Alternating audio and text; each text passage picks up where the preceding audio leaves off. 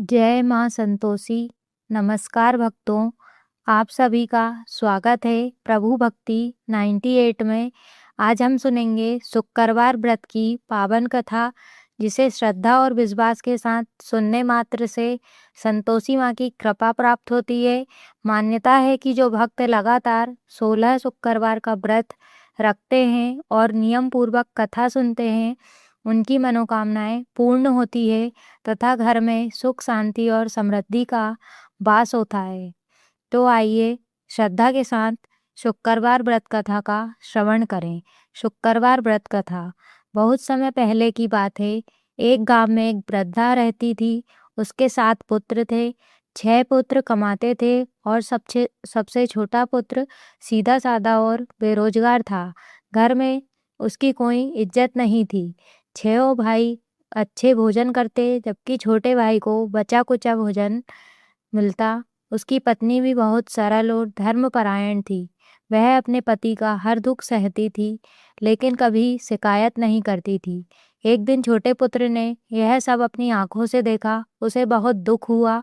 उसने निश्चय किया कि वह घर छोड़कर परदेश जाएगा और मेहनत करके धन कमाएगा। विदा होने से पहले उसने अपनी पत्नी से कहा, मैं धन कमाने जा रहा हूँ, तुम धैर्य रखना, एक दिन मैं अवश्य लौटूंगा। पत्नी ने आंसुओं के साथ उसे विदा किया और भगवान से उनकी रक्षा की प्रार्थना की। माँ संतोषी की कृपा। पति के जाने के बाद बहू का जीवन और कठिन हो गया। उसे दिन रात काम करना पड़ता, फिर भी सास और जेठानियां उसे ताने देती। एक दिन वह जंगल में लकड़ियां लेने गई। वहां उसने कुछ महिलाओं को माँ संतोषी का व्रत करते देखा। उसने विनम्रता से पूछा, बहनों, आप किस देवी का व्रत कर रही है? महिलाओं ने कहा, हम माँ संतोषी का शुक्रवार व्रत कर रहे हैं। जो भी श्रद्धा से यह व्रत करता है, उनकी सभी मनोकामनाएं पूर्ण होती है। उन्होंने उसे व्रत की पूरी विधि बताई। व्रत का संकल्प। अगले शुक्रवार से उस बहू ने माँ संतोषी का व्रत आरंभ किया। वह स्नान करके स्वच्छ वस्त्र पहनती, माँ संतोषी की प्रतिमा के सामने दीपक जलाती, गुड़ और चने का भोग लगाती, पूरी श्रद्धा से कथा सुनती। वह हर शुक्रवार माँ से एक ही प्रार्थना करती, हे माँ, मेरे पति सकुशल लौट आए और हमारा जीवन सुखमय हो जाए। माँ की कृपा बरसना शुरू हुई। उधर परदेश में उसके पति को अचानक एक व्यापारी के यहाँ काम मिल गया। उसकी ईमानदारी और मेहनत देखकर व्यापारी उसे अपना साझेदार बना लिया। कुछ ही वर्षों में वह बहुत धनवान बन गया।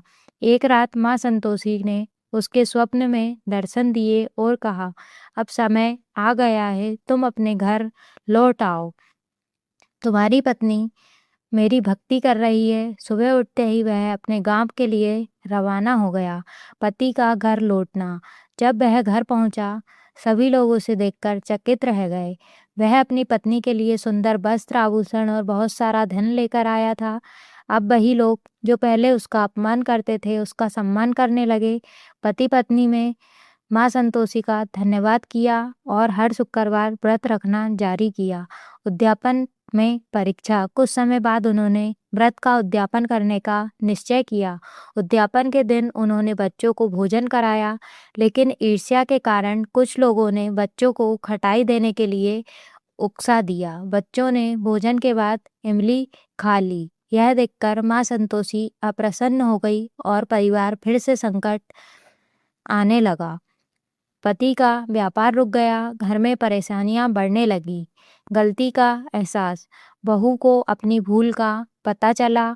उसने माँ संतोषी से क्षमा मांगी और दोबारा पूरी श्रद्धा से तथा नियम के साथ व्रत किया। इस बार उद्यापन में विशेष ध्यान रखा गया कि किसी भी प्रकार की खटाई का प्रयोग ना हो। माँ संतोषी प्रसन्न हुई। धीरे धीरे परिवार की सभी परेशानियां समाप्त हो गई। व्यापार फिर से चल पड़ा। घर में सुख शांति लौट आई। कथा से शिक्षा। इस कथा से हमें शिक्षा मिलती है, सच्ची श्रद्धा और विश्वास कभी व्यर्थ नहीं जाते। संतोष ही सबसे बड़ा धन है। व्रत के नियमों का पालन अवश्य करना चाहिए। ईर्ष्या और छल का परिणाम हमेशा दुखद होता है। माँ संतोषी अपने भक्तों की मनोकामना पूर्ण करती है।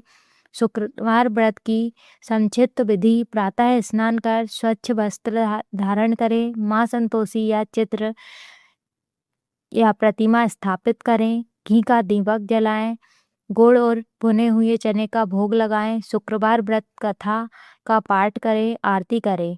व्रत के दिन खटाई, इमली, नींबू, अचार आदि का सेवन न करें। 16 शुक्रवार पूर्ण होने पर विधि पूर्वक उद्यापन करें।